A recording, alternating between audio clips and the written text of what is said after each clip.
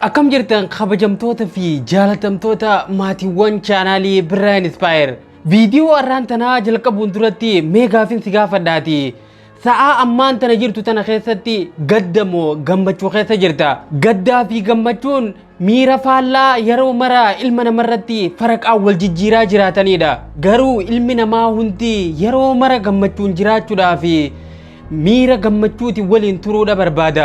Arraan tana gaa akkamitti akka gammachuu teenya tursiifnu fi yeroo mara miira gammachuu keessa akkamitti akka jiraannu waliin laalla. Hanga dhuma viidiyoo kanatti yoo na hordofte barumsa guddaa tokko irraa argatta.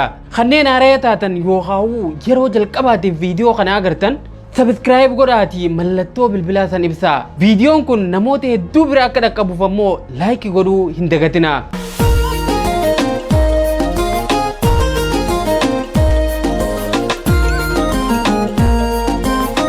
Ilmi namaa yeroo mara haala jijjiiramaa keessa jiraata.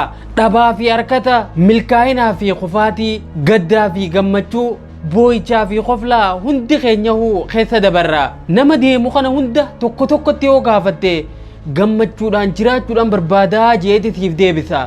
Garuu maaltu akka gammachiisu hedduun keenya hin beeknu. Sadarkaa gadirra yoo jiraatte gaafa miiliyeenara taate waan gammadu sitti fakkaata. Inni miiliyeenaraa sunis yoo gaafatte gaafa biiliyeenara ta'e akka gammadu sitti hima. Gaafa bultii ijaarte waan gammachuun jiraatu sitti fakkaata. Isa bultii qabu yoo gaafatte ammoo gaafan kophaa jiru sanirra gammachuu qabaa faasiin jechuu danda'a. Gaafa biyya alaa dhayxe waan gammachuun jiraattu seeta. Inni diyaasporaa sun ammoo way biyya tiyya jee isaa boo'uu agarta. Garuma hundattuu nama gammachuu guutuu qabu arguun hedduudha ulfaata. Arra ni gammadda boruu waan biraatu si mudata. Sa'aa dura miira bareedaa osuma qabdu sa'aa boodammoo ni jijjiirama. Yeroo hedduu bakki itti shawwadamne gammachuu teenya bakki itti barbaadaa jirru waan fuuldura argannu keessatti gammachuu teenya eegaa jirra. Gammachuun garuu waan ammaan tana qabaachuu qabnu malee waan fuuldura yeroo qabnee fi tetteenyee eeynuu miti.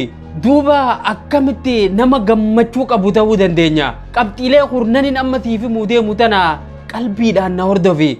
Sammutti qabadhuuti hojiidhatti hiiki. Nama gammachuu qabu ta'uudhaaf qabxiin duraa mataa kee nama waliin hin dorgomsiisin. Hundi keenyahu akkuma ashaaraa harka keenyatti amalaa fi fedhiin teenyas garagara. Wanni gammachuu nama hedduu dukkaneessee fi gaddi mana irratti ijaarrateef waan nama biraatiin of madaalsisaniifi.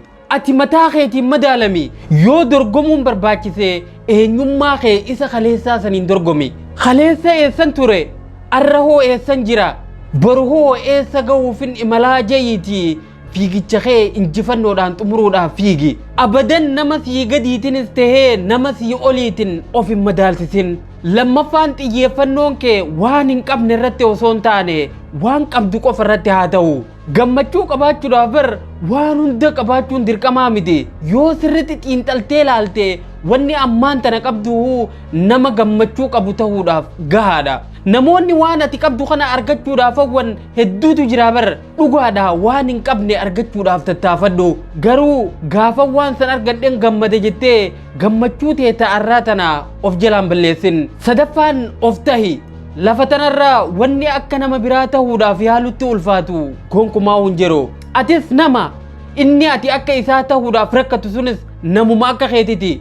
Rabbiinuu beeketi nama adda addaa godhee isin uume. Ati duuba maaliif akka isaa ta'uudhaaf akkasitti rakkatta? Akka abaluttiin sirbaan morma nama cabsitii jaan obboleesso. Namni dhugaan si jaalatu akkuma arraan tanaati itti jirtuu fi eenyummaa kee ka dhugaati waliin si qeebala. Hunda caalaa ammoo matuma kee kanaa wajjiinuu nagayaan jiraachuudhaaf of ta'uu murteessaadha. Afraffaan nama hunda gammachiisuudhaaf hin rakkatin. Dhugaadha sababa keetiin namoonni gammaduun waan gaariidha. Garuu naman gammachiise jettee gammachuu tee zalaalamitti hin dhabin.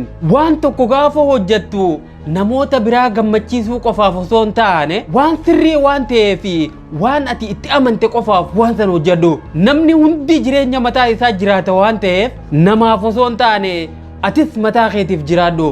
Shanaffaan gammachuu kijibaa hin barbaadin. Gammachuu dhugaatii fi gammachuu sobaa jidduu garaagarummaa guddaatu jira. Gammachuun sobaa gammachuu yeroo muraasaaf turuu fi gammachuu waan alaa argannu irratti hundaa'edha. Gammachuun sobaa gammachuu gadda keenya yeroo muraasaaf akka antipeenitti nurraa fooyyisitu yeroo taatu gammachuun dhumaa ammoo yaadni keenya kaayyoo keenya fi amalli keenya gaafa ol simate gammachuu uumamuudha. Gammachuun dhugaadhaa gaddaa fi rakkina keenyallee osoo hin dhoysine kan itti obsinee jiraannudha. Jahaffaa nama hundaaf nama gaarii ta'i. Nama hin tuffatin.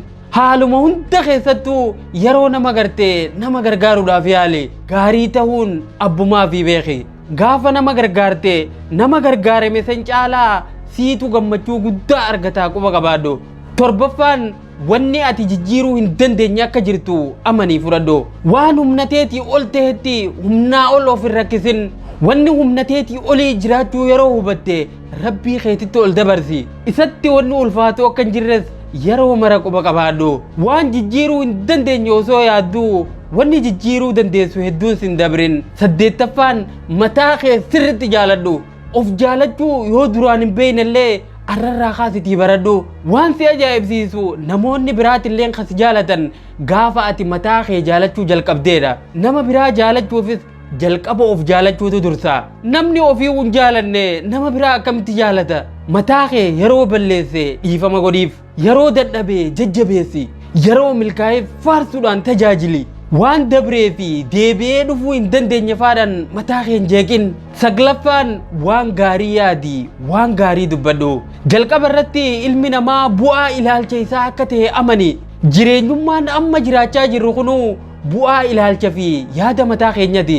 Erga kana sirritti hubatte booda ammoo ilaalcha kee sirritti gamaggami. Ilaalcha nama gammachuu qabu qabaachuudha qabdaa beeki.